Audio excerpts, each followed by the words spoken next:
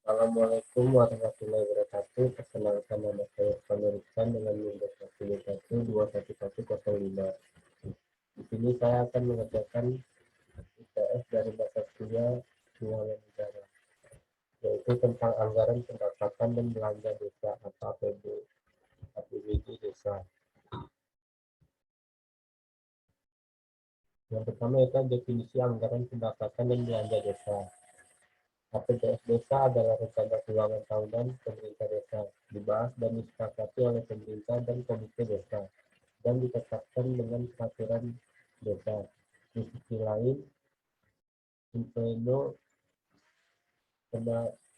berpendapat dengan bukunya bahwa APBS desa adalah anggaran desa tahunan yang ditetapkan berdasarkan peraturan desa dan memuat perkiraan sumber pendapatan dan pengeluaran untuk mendukung desa yang bersangkutan. Anggaran pendapatan dan belanja desa atau biasa disebut APBD desa tertuang dalam Peraturan Menteri Dalam Negeri Nomor 113 Tahun 2014 tentang pengelolaan desa, di mana pemerintah desa wajib berkonsultasi dengan Badan Permusyawaratan Desa atau BPD dalam penyusunan APBD desa sebagaimana diatur dalam pasal 73 ayat 2 Undang-Undang Desa Nomor 16 Tahun 2014. Anggaran desa dapat digunakan secara berimbang, yaitu sesuai dengan prinsip pengelolaan keuangan daerah untuk menciptakan tata pemerintahan yang baik. Oleh karena itu, dana dari APBD desa ini diharapkan dapat mendorong desa untuk melayani masyarakat dengan baik dan membangun desa tersebut dengan baik. Selanjutnya yaitu adalah struktur penyusunan APBD desa. Struktur penyusunan APBD desa tersebut terdiri menjadi 3 bagian, yaitu adalah pendapatan desa, belanja desa, dan pembiayaan desa. Yang pertama yaitu adalah pendapatan desa. Pendapatan desa Pendapatan desa merupakan segala bentuk penerimaan desa dalam satu tahun anggaran yang menjadi hak desa dan tidak perlu dikembalikan oleh desa. Dalam pendapatan desa tersebut sendiri yaitu terdapat menjadi 3 bagian. Yang pertama adalah pendapatan asli desa. Pendapatan asli desa adalah pendapatan desa yang diperoleh dari usaha sebagai pelaksanaan kewenangan desa, hasil usaha desa, hasil kekayaan, baik partisipasi swadaya dan gotong royong, maupun pendapatan desa lainnya. Pendapatan desa diklasifikasikan menurut kelompok dan jenis. Kelompok pendapatan desa meliputi yang pertama yaitu pendapatan yang berasal dari aset, antara lain pasar desa dan berbagai sarana yang terdapat di suatu desa tersebut untuk menghasilkan suatu pendapatan bagi desa. Yang kedua yaitu pendapatan yang masuk kategori hasil usaha. Contohnya adalah pendapatan yang berasal dari badan usaha milik desa, di mana desa ini mengelola suatu pasar dan atau tempat wisata, sehingga desa mendapatkan uang dari hasil usaha yang mereka ciptakan. Yang kedua yaitu adalah pendapatan transfer desa. Pendapatan transfer desa adalah pendapatan desa yang diperoleh dari pemerintah pusat atau daerah. Kelompok dari transfer desa tersebut terdiri dari 3 bagian. Yang pertama yaitu dana desa. Dana desa adalah dana yang bersumber dari anggaran pendapatan dan belanja negara atau APBN yang diperuntukkan bagi desa yang ditransfer melalui APBD kabupaten atau kota dan digunakan untuk membiayai penyelenggaraan pemerintahan, pembinaan masyarakat, dan pemberdayaan untuk kemajuan masyarakat. Pemerintah menganggarkan dana desa secara nasional dalam APBN setiap tahun, yaitu dengan 1 miliar. Dana desa dihitung berdasarkan jumlah desa dan dialokasikan secara berkeadilan berdasarkan alokasi dasar dan alokasi formula bagi suatu desa. Yang kedua yaitu alokasi dana desa. Alokasi dana desa merupakan bagian dari dana perimbangan yang diterima oleh pemerintah daerah kabupaten kota paling sedikit 10% setelah dikurangi dana dari alokasi khusus. Tata cara pengalokasian alokasi dana desa sendiri ditetapkan dengan peraturan dari bupati atau wali kota. Pengalokasian dana desa kepada setiap desa mempertimbangkan yang pertama yaitu kebutuhan penghasilan tetap kepala desa dan segenap perangkat desa yang ada di dalam struktur pemerintahan desa. Yang kedua yaitu jumlah penduduk desa, angka kemiskinan desa dan luas wilayah desa.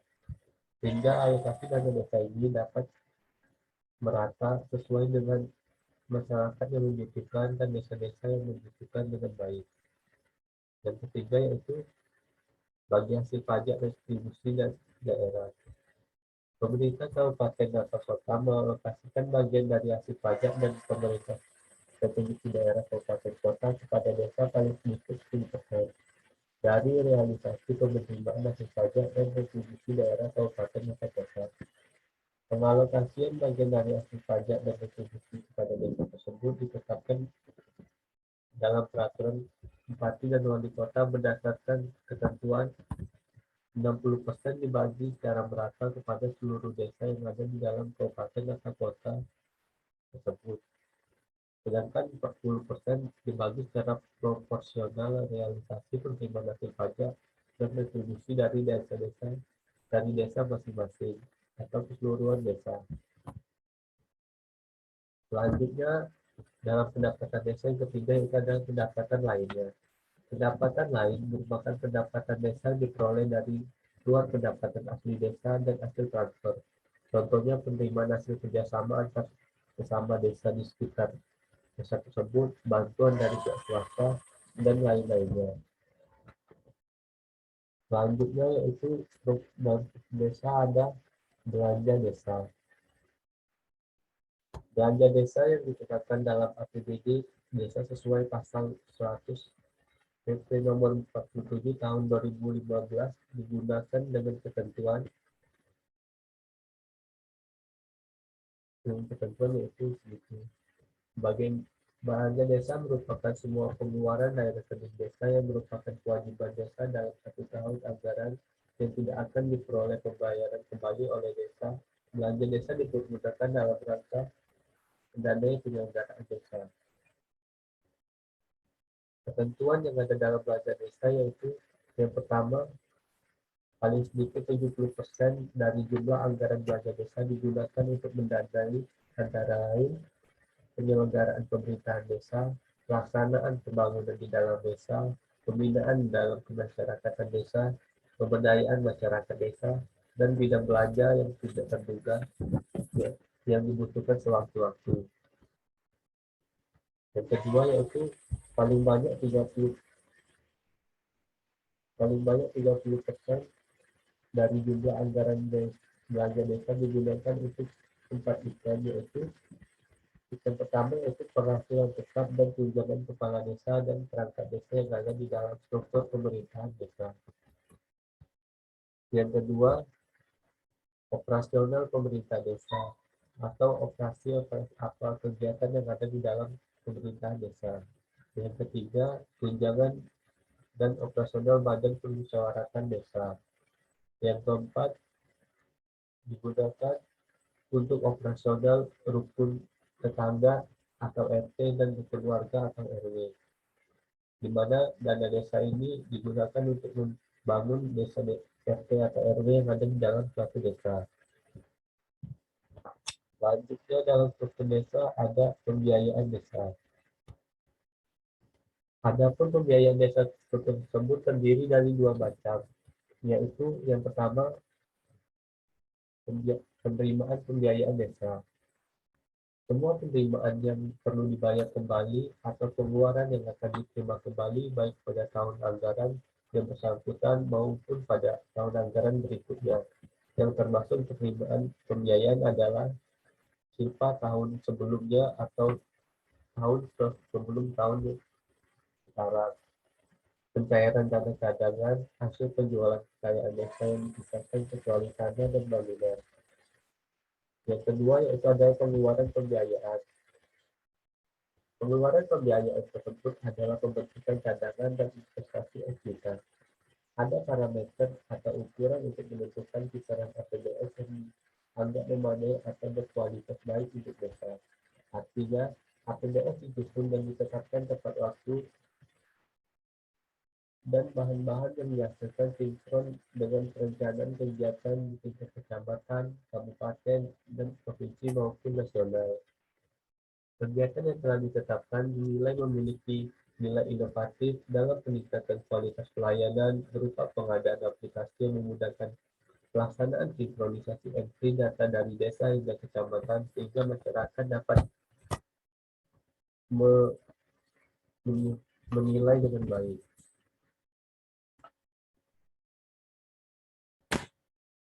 Selanjutnya yaitu adalah siklus dalam penyusunan APBS desa.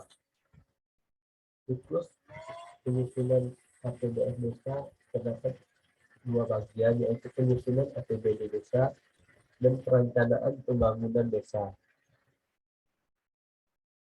Yang pertama yaitu penyusunan APBD desa. Dalam penyusunan APBD desa yaitu adalah kebijakan penganggaran desa yang merupakan bagian yang sangat penting dalam pengelolaan keuangan desa. Banyak masalah muncul ketika pemerintah desa tidak memahami dan mengikuti pedoman penganggaran desa. Sebagai contoh, sejumlah insiden terkait kebijakan penganggaran desa mengungkap di pemerintahan desa di Jawa Timur. Tidak ada sinkronisasi antara RPJM desa, RKP desa, dan APBD desa. Ketidaktepatan pengesahan APBD desa tersebut sehingga pemerintah desa mengubah anggaran desa lebih dari satu kali dalam satu tahun anggaran. Diskusi telah menunjukkan bahwa masalah ini terjadi karena disebabkan oleh beberapa faktor. Faktor yang berhubungan dengan pengelolaan keuangan pemerintahan, faktor perencanaan dan siklus fiskal, dan faktor manusia. Sehingga dalam menyusun APBD desa ada beberapa ketentuan yang harus dipatuhi agar suatu kegiatan dalam desa berjalan dengan baik. Yang pertama yaitu APBD desa disusun berdasarkan peraturan desa tentang RKP desa. Yang kedua yaitu APBD desa disusun untuk masa 1 tahun anggaran terhitung mulai 1 Januari sampai 31 Desember tahun berikutnya atau 1 tahun full. Yang ketiga, rancangan APBD desa harus dibahas dan disepakati antara kepala desa bersama dengan badan permusyawaratan desa atau BPD, sehingga apa yang akan dijalankan oleh desa berjalan baik.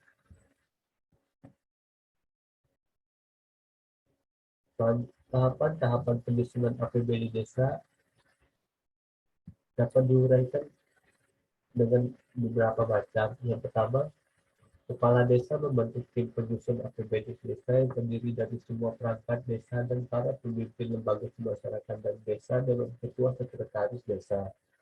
Yang kedua, BPD melakukan pembahasan RAPB desa dalam musyawarah BPD secara tertutup. Yang ketiga, sekretaris desa atas nama tim penyusun APBD desa menyampaikan RAPB desa kepada kepala desa agar kepala desa tahu. Yang keempat, kepala desa menyampaikan RAPB desa kepada BPD dalam musyawarah yang diselenggarakan oleh BPD secara terbuka. Selanjutnya yaitu perencanaan pembangunan desa.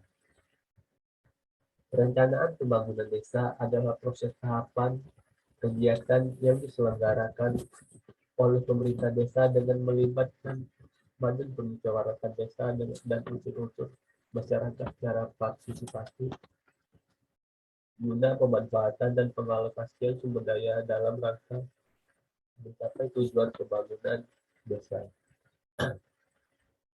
Perencanaan pembangunan desa disusun secara berjangka dan ditetapkan dengan peraturan desa meliputi yang pertama yaitu rencana pembangunan jangka menengah atau RPJM desa. RPJM desa tersebut membuat visi dan misi kepala desa, arah kebijakan pembangunan desa, serta rencana kegiatan yang meliputi bidang penyelenggaraan pemerintah desa, pelaksanaan pembangunan desa, pembinaan kemasyarakatan desa, dan pemberdayaan masyarakat desa. RPJM desa ditetapkan dalam jangka waktu paling lama 3 bulan terhitung sejak pelantikan kepala desa tersebut. Yang kedua yaitu ada pelanggaran keuangan desa. Setelah RKP desa ditetapkan, maka harus dilanjutkan pada proses penyusunan APBD desa. Rencana kegiatan dan rencana anggaran daya telah ditetapkan dalam RKP desa dijadikan pedoman dalam proses anggarannya. Anggaran pendapatan dan belanja desa merupakan rencana anggaran keuangan tahunan pemerintah desa yang ditetapkan untuk menyelenggarakan program atau kegiatan yang menjadi kewenangan bagi desa tersebut. APBD desa dibahas bersama dengan DPD dalam musyawarah desa tahun berjalan setelah dievaluasi oleh bupati atau wali kota hingga dapat mendelegasikan evaluasi rancangan peraturan desa tentang APBD desa kepada camat. Semua pendapatan dan belanja dianggarkan dalam APBD desa. Seluruh pendapatan dan belanja dianggarkan secara bruto. Jumlah pendapatan merupakan perkiraan terukur dan dapat dicapai berdasarkan ketentuan. APBD desa hanya dapat dilakukan satu kali dalam satu tahun anggaran. Yang ketiga yaitu pelaksanaan keuangan desa. Pelaksanaan keuangan desa meliputi 4 macam yaitu pelaksanaan pendapatan desa. Pelaksanaan pendapatan desa adalah proses penerimaan berbagai sumber pendapatan desa antara lain pendapatan asli desa yang berasal dari masyarakat dan lingkungan desa, pendapatan transfer yang berasal dari pemerintah, dan pendapatan lainnya yang berasal dari dana hibah, sumbangan, dan dari pihak ketiga. Yang kedua yaitu adalah pelaksanaan belanja desa. Pelaksanaan belanja desa adalah proses pengeluaran dari RKD untuk melaksanakan berbagai program kegiatan yang telah ditetapkan sebagaimana tercantum dalam APBD desa. Dalam pelaksanaan kegiatan, bendahara desa melakukan pengeluaran belanja desa atas kegiatan yang dimaksud sesuai dengan apa yang dibutuhkan oleh desa. Yang ketiga, penyelenggaraan kewajiban perpajakan. Atas transaksi keuangan yang wajib dikenakan pajak, bendahara desa memiliki kewajiban untuk melakukan pemotongan atau pemungutan. Seluruh potongan atau pungutan pajak tersebut wajib disetor ke rekening kas negara sesuai ketentuan perpajakan. Kewajiban tersebut harus dilakukan bendahara desa, di mana jika tidak dilaksanakan, maka terdapat sanksi yang akan menjadi permasalahan, terutama bagi pemeriksa di kemudian hari. Transaksi keuangan dikenakan pajak antara lain pembayaran belanja barang, belanja jasa, dan honor. Yang keempat, pelaksanaan pembiayaan desa. Pelaksanaan pembiayaan desa yaitu proses penerimaan dan pengeluaran pembiayaan desa bagaimana yang telah tercantum dalam APBD desa. Pembiayaan desa meliputi semua penerimaan yang perlu dibayar kembali dan atau pengeluaran yang akan diterima kembali baik pada tahun anggaran yang bersangkutan maupun pada tahun-tahun anggaran berikutnya. Yang keempat, dalam perencanaan pembangunan desa adalah pelaporan dan pertanggungjawaban jawaban keuangan desa. Laporan dan pertanggungjawaban realisasi pelaksanaan APBD desa merupakan laporan yang disampaikan kepada BPD setiap akhir tahun anggaran. Laporan ini disampaikan kepada BPD secara tertulis paling lambat 3 bulan setelah berakhirnya tahun anggaran nomor 43 tahun 2014 pasal 51. Laporan ini merupakan bagian yang tidak terpisahkan dari laporan penyelenggaraan pemerintahan desa. Yang ketiga yaitu dalam yang kedua yaitu pelaporan keuangan pemerintahan desa. Untuk memenuhi prinsip transparansi dan akuntabilitas, maka kepala desa wajib untuk menyusun dan menyampaikan laporan atas pelaksanaan tugas, wewenang, hak, dan kewajiban dalam pengelolaan keuangan desa. Laporan tersebut bersifat publik, berdasarkan tahapan tahunan disampaikan ke Bupati, Wali Kota. Laporan yang disusun terdiri dari laporan realisasi pelaksanaan APBD desa, laporan realisasi penggunaan dana desa. Yang ketiga, informasi kepada masyarakat. Pelaksanaan pembangunan yang dilakukan oleh pemerintah daerah harus diinformasikan terus, termasuk pengelolaan keuangannya kepada masyarakat. Masyarakat desa berhak meminta dan mendapatkan informasi dari pemerintah desa mengenai kegiatan penyelenggaraan pemerintah desa, pelaksanaan pembangunan, pembiayaan masyarakat, dan pemberdayaan masyarakat. Hal ini sebagai wujud transparansi yang merupakan asas dari pengelolaan keuangan desa sehingga masyarakat dapat menilai bahwa pemerintah desa melakukan pekerjaannya dengan baik. Yang keempat, laporan tingkat pemerintah kabupaten atau kota. Selain pemerintah desa sebagai pelaksanaan fungsi pembinaan dan pengawasan, pemerintah kabupaten atau kota juga memiliki kewajiban untuk melaporkan kombinasi atas laporan-laporan desa yang ada di wilayahnya. Sesuai dengan regulasi dan laporan yang harus dibuat untuk tingkat pemerintah kabupaten atau kota, terdiri dari laporan realisasi konsultasi penggunaan dana desa, ikhtisar laporan pertanggungjawaban realisasi pelaksanaan APBD desa. Selanjutnya itu adalah contoh anggaran desa. Sebagaimana yang dilihat pada gambar di PPT tersebut, contoh anggaran desa dalam APBD desa di Desa Binangun tahun 2021, di mana pendapatan asli desa, dana desa, bagi hasil pajak dan retribusi daerah, alokasi dana desa, bantuan keuangan kabupaten, dan pendapatan lainnya. Ini merupakan pendapatan dari dalam desa. Pendapatan desa tersebut berjumlah 1.347.584.344.1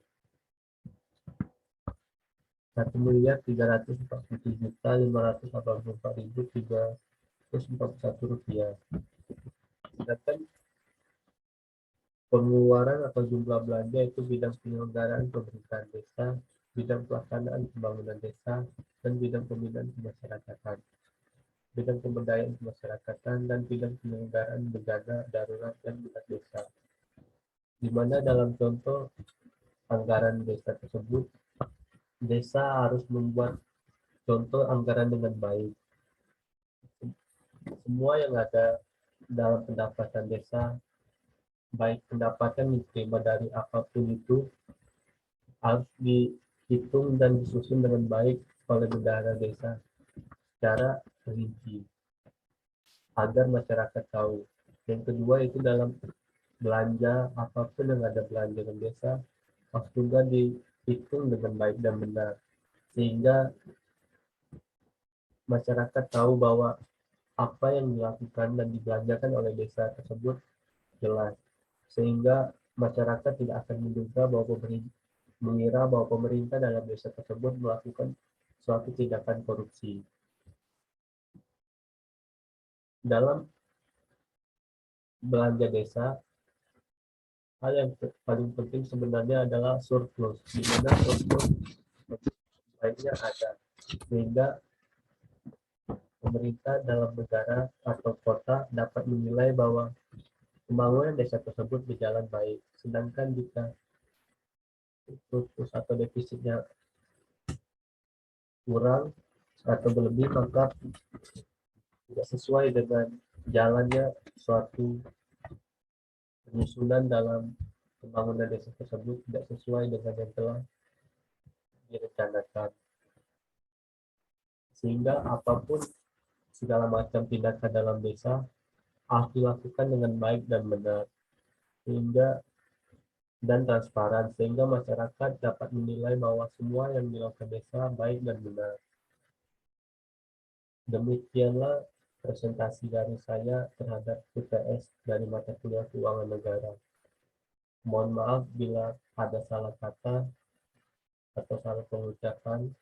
Saya akhiri, wabillahi taufiq wal hidayah. Wassalamualaikum warahmatullahi wabarakatuh.